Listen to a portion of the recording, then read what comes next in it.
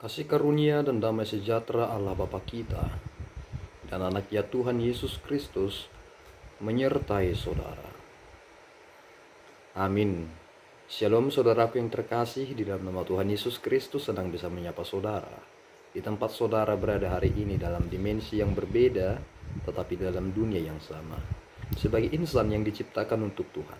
Sebelum melakukan rangkaian aktivitas kita pada hari ini, marilah kita mengawalinya dengan mendengarkan firman Tuhan. Salam, selamat pagi untuk kita semua. Renungan di pagi hari ini tertulis di 1 Zefanya 7 yang berbunyi demikian. Berdiam dirilah di hadapan Tuhan Allah, sebab hari Tuhan sudah dekat.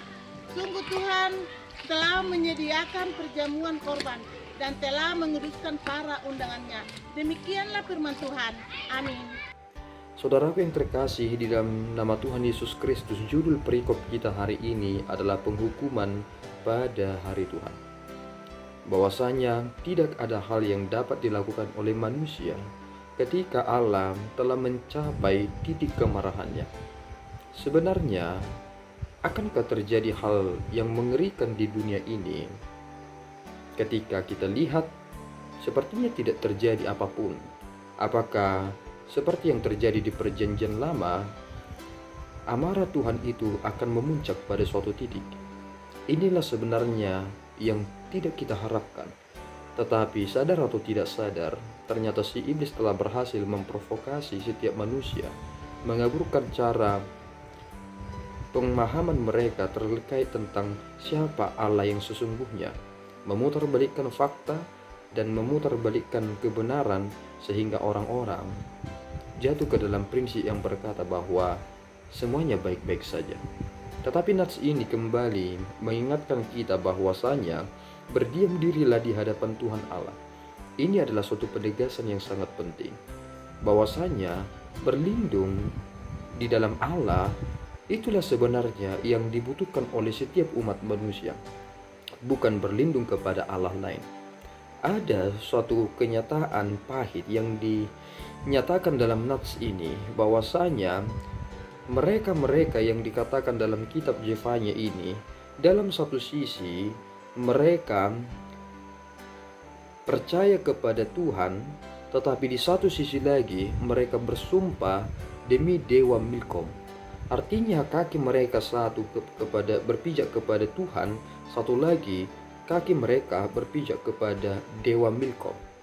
Artinya mereka tidak seutuhnya mengakui Allah sebagai Tuhan dan Juru Selamatnya, tetapi masih terikat dengan hal lainnya yang menyetarakan dia dengan Tuhan. Ini adalah problem kita bersama. Ini masalah kita yang sering kita tidak sadari bersama. Di satu sisi kita menyebut diri kita sebagai orang-orang yang mengikut Kristus, tetapi di satu sisi lain kita kerap melupakan hakikat dari orang-orang beriman yang sesungguhnya. Kita tidak sepenuhnya yakin bahwasanya Tuhan akan menyatakan kuasanya dalam hidup kita, tetapi lebih mencondongkan hati kita kepada praktek-praktek di luar dari kebenaran. Saudara, jika hari Tuhan telah tiba, maka tidak ada hal yang dapat kita kerjakan.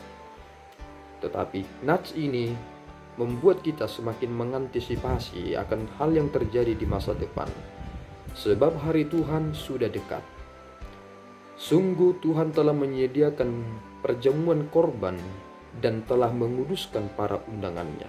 Apa yang akan kita pergunakan? Pakaian apa yang akan kita pakai dalam jamuan ini seperti yang dikatakan dalam nats ini? Hal ini dijawab di dalam perjanjian baru, bahwasanya ada orang yang diundang ke dalam perjamuan, tetapi ia tidak mempergunakan pakaian pesta. Dapatkah saudara masuk ke dalam kerajaan sorga jika saudara mempergunakan pakaian saudara seperti saat ini? Tubuh jasmani saudara yang tidak mendapatkan tubuh kemuliaan itu, bagaimana kita dapat memilikinya? Tentu jawaban satu-satunya adalah beriman di dalam Yesus Kristus, mengaku dosa kita, bertobat, dan hidup di dalam kebenaran. Mari saudara, ini kesempatan yang baik bagi kita untuk mempersiapkan hari-hari kita untuk kemuliaan Tuhan semata. Tuhan Yesus memberkati kita berdoa. Ya Tuhan, kami bersyukur atas berkat-Mu. Terima kasih Bapa atas firman yang kami dengarkan pada kesempatan yang baik ini. Engkau menyatakan kuasa-Mu kepada kami, bahwasanya jika hari yang Engkau telah tentukan itu tiba, tidak ada hal yang dapat kami kerjakan lagi.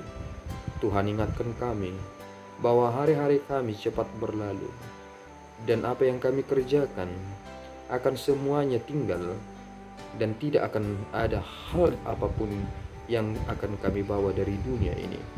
Pelihara hidup kami Bapa, tolonglah kami supaya kami sesuai dengan kehendak-Mu saja.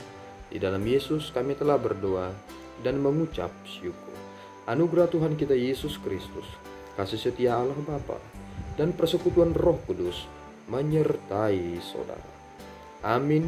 Tuhan Yesus memberkati.